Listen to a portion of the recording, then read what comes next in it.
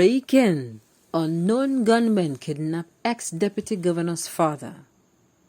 Welcome to the news, and please subscribe to our channel. The father of a former deputy governor of Imo State, Prince Eze, has been kidnapped. The man, who is also the traditional ruler of Eze Mbiri Autonomous Community and Imbitolu local government area of Imo State, was reportedly abducted by some hoodlums around Iho community in Ikeduru local government area of the state after sporadic shootings on Friday, November 19, 2021 at about 10 a.m. The unfortunate incident has generated a lot of anxiety in the two neighboring local governments of Imbitolu and Ikeduru. His son, Prince Madomere, the former deputy governor of the state, which contacted and confirmed the incident and also disclosed that his father abductors have contacted the family for a ransom. His Royal Highness Eze Madomere is a renowned businessman, contractor, and a member of the Nigerian Independence Choir. Another sad story. Another sad story. What is happening? What is really happening? Like, just when people were coming out to say, oh, that the Southeast is now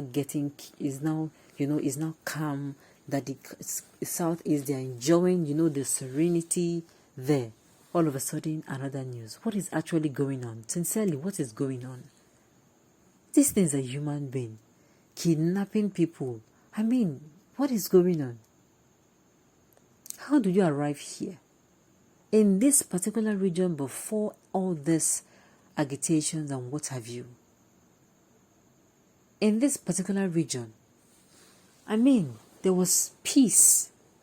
There was peace in this particular region that you not hear of attacks. You hear of either somebody died and maybe a mob attacked somebody, or you keep hearing the youth, being killed on a daily basis. And I'm asking myself, these people, actually, the military troops, they were sent there for Operation Golden Dawn.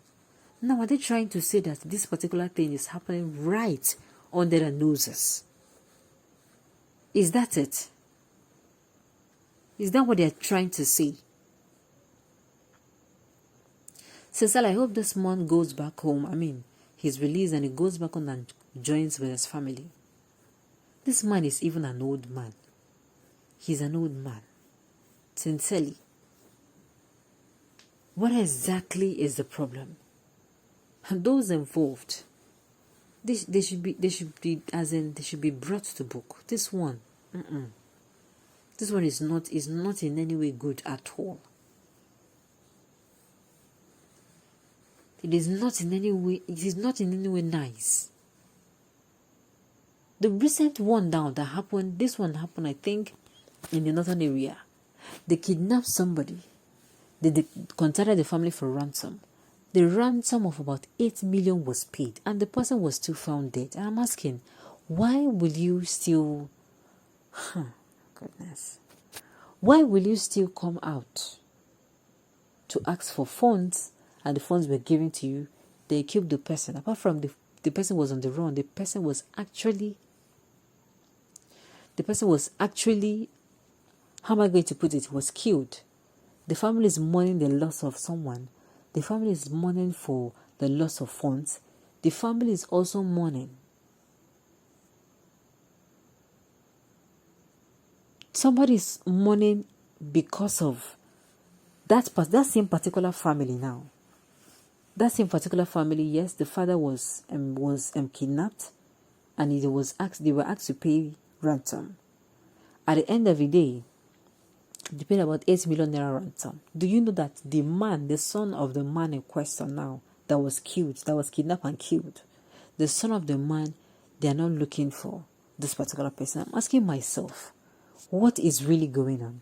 Has it gone to this point where it is now, things now get so sour? So sour. How did you arrive here?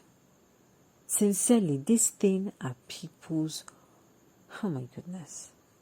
These are people's, how am I going to put it now?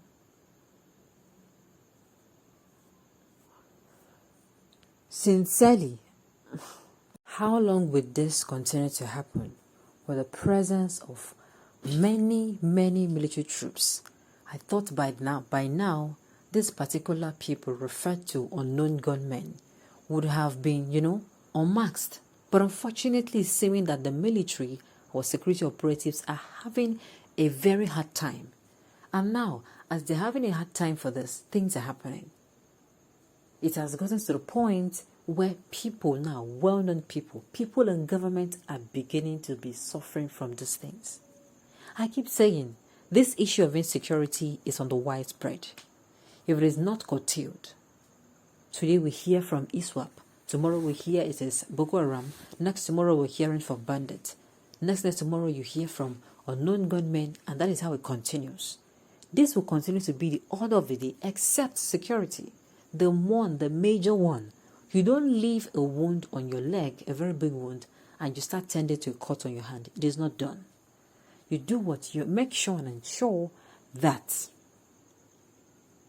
you treat that wound on your leg, and so that later, why are you even treating that wound on your leg? You're not even going to notice the cut on your hand. The cut would have healed by itself. Sincerely, because it is unfathomable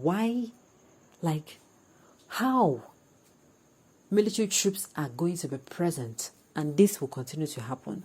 And they're not coming out to say, okay, these are the people involved or this is where they came from. No. I mean, people are beginning to live in terror.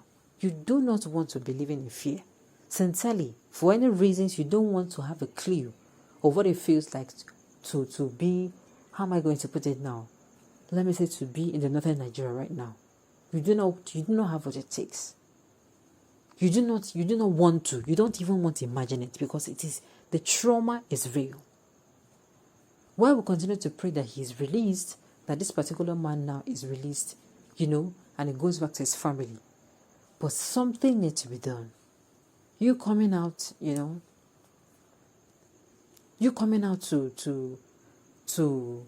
say that, okay, military troops have been sent towards this particular region, and at the end of the day, things get worse. You need to ask your military troops. You need to ask your men what is actually going on. What is going on? What is causing the